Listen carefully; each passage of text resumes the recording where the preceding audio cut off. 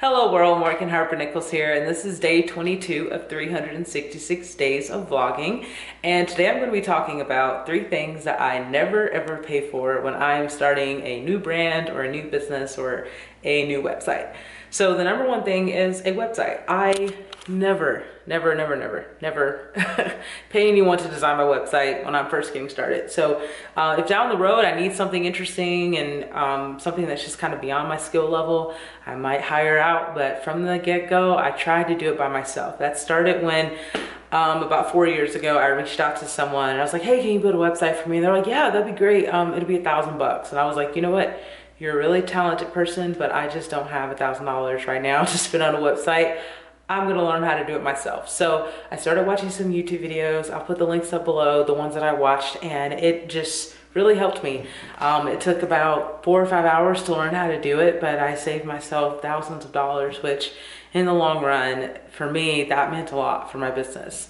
The second thing is graphic design and photography. One thing that I definitely did when I started out with my first blog slash business, I was like, I gotta get a new camera. I need a new camera. I need a new camera. And while I'm glad that I went out and purchased a new camera, I quickly learned that technology has improved so much, especially with smartphones. You can seriously take product photos or you know, landscape photos from your smartphone and slap a filter on it and it looks just as good. Now, I'm kind of a nerd when it comes to my cameras. I love my cameras. I'm using my Sony a5100 right now. I have a few DSLRs.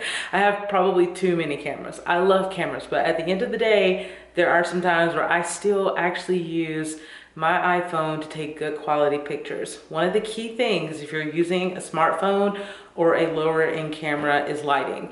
So, you know, it may seem like, oh, if I had a better camera, you know, I would be taking better pictures, but you can take amazing pictures from your phone. A lot of it has to do with just lighting. For instance, like right now I'm standing in front of a light in front of a mirror, but if I were to turn around, my lighting situation is drastically different. So yes, this is a nice camera, but I have to still know how to use it. And you can still do really nice things using a smartphone. Now, if you're using a flip phone, that's a little bit of a different story.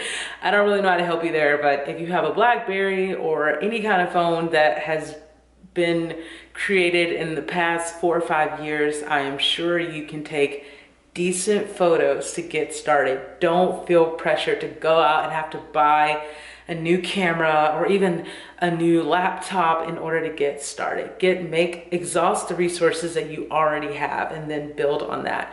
And the other part of that is graphic design. So, you know, maybe you need a cool logo or a banner for your website. I bought Photoshop and Illustrator and all of that stuff about 4 or 5 years ago. And till this day, I'm still using my iPhone to create Facebook banners, to create thumbnails for my YouTube videos, because technology has improved so much and there's so much that's just right at your fingertips. And yes, you can pay someone $100 or $50 to design your logo, but if you're anything like me and you've started something and $50 is a lot for you, I highly recommend finding some apps and getting started with what you can find for free.